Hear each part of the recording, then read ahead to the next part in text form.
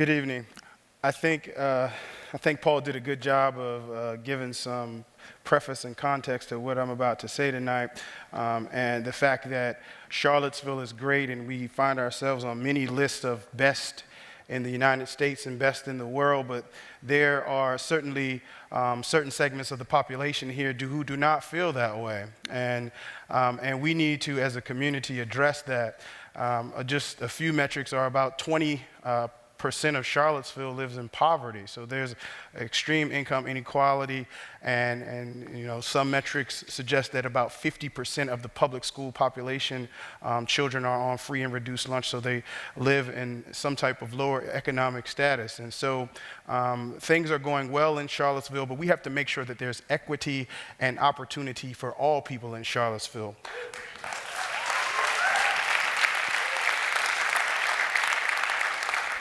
So I won't read it all, but this is just a quote from an economist that I have to look at often when doing this work. And what he suggests is that skill begets skill. And all of these things, these inputs and these investments that we put in our young people create advantages. And if we don't have these types of investments in our young people, then it also creates disadvantages. And these advantages or disadvantages accumulate. And then what that creates often is this thing called generational poverty.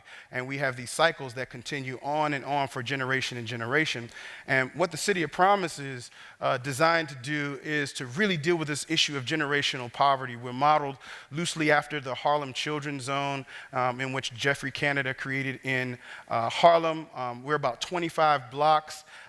We include West Haven, which is the largest and oldest public housing community in Charlottesville. Many of the people who came to West Haven came from a neighborhood in Charlottesville called Vinegar Hill. It includes 10th and Page and the Star Hill communities. Charlottesville was fortunate enough to get some seed money from the Department of Education to create this continuum of supports to dramatically change outcomes for young people in Charlottesville who are in marginalized communities or under-resourced communities, underinvested. And this is where we do our work on a daily basis. They still didn't fix my slide, but that's okay. We're going to keep going. All right. So part of the way we do this, we work in different domains, and one of the domains that we work in quite obviously is academic. So we have staff that works in the school. Not only they're in the school, but they're in the communities. They're working with parents, but they focus on this issue of academics and how do we get kids the supports they need so they can be successful in the classroom. Because we understand if they're successful in the classroom and they can matriculate through the educational environment in a way that they actually thrive, they can become very much so productive citizens right here in Charlottesville. The first step to going on to any post-secondary credential or college is that you finish high school. That's the first step. So we have to make sure that happens. About 14% of our referrals that come to City of Promise are for kids in need of academic support. But we know that school doesn't just start when you get to kindergarten. So we've partnered with different agencies around Charlottesville, one of them being Ready Kids. Go ahead, clap Ready Kids, yeah. So they run an early learning group on Wednesdays in West Haven, and it's for parents and students who are 0 to 6 years old, and it's really to give parents the supports they need so that they can help their children become successful once they do come to school. Madison House at the University of Virginia has logged about 500 plus hours last year giving tutoring to our young people in the afternoon and working with them particularly on math and science and whatever they need. So it's really a collaborative effort to get this academic success. This is just another chart about the growth of the Ready Kids program. Ensure effective youth development. This is one of my favorite things because every year we take our kids to the Virginia General Assembly. And part of that is so that they can become their own advocates and they can learn how to have agency and make change in their communities. Part of the reasons that people don't thrive in their communities because they haven't been given the skills and the tool set to really become active in their community. So we want our kids to learn and develop themselves outside of school time because the truth is that kids don't spend most of their time in school. They spend most of their time outside of school. So we really want to help to shape that environment for kids and curate that environment so that they can develop as individuals with agency and social intelligence and emotional intelligence and executive functioning. And a lot of this happens in the out of school time hours. It's just more Common Ground Healing Arts. We send some kids there. The other thing we focus on, the other domain, is health and wellness. So we understand that it's very difficult to focus in school. It's very difficult to do what you need to do in life if you're not healthy. So we're working on health at an individual level, but also at a collective and community level. We have a community garden that we have been fortunate to have a retired dietitian come back and help us to develop that and to talk about. It creates a discussion about chronic illness and how we can work on things like high blood pressure, diabetes, and it gives us a space to really talk about those issues that affect communities.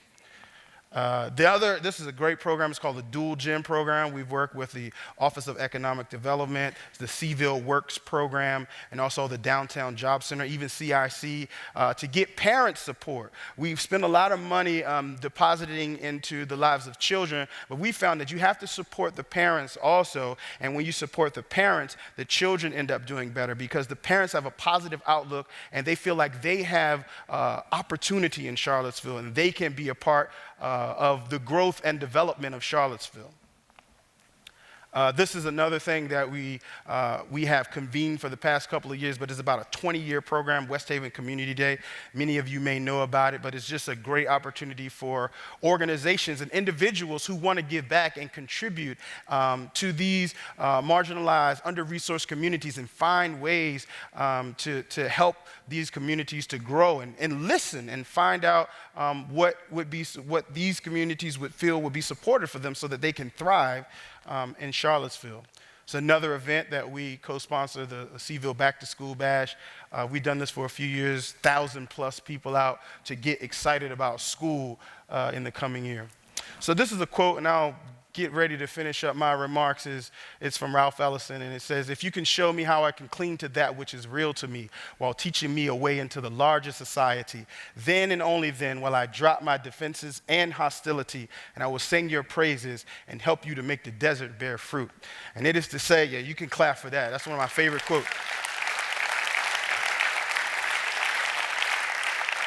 And it is to say that we have to acknowledge these young people's reality and understand that they are not speaking from a place that is not their truth, but we can meet them where they are, teach them how to translate, and teach them how to operate in the larger context. This is one of our kids who really done well, and she said City of Promise was different. And this is Destiny. She completed object-oriented program. They're going to kick me off the stage soon, but I'm going to keep on going.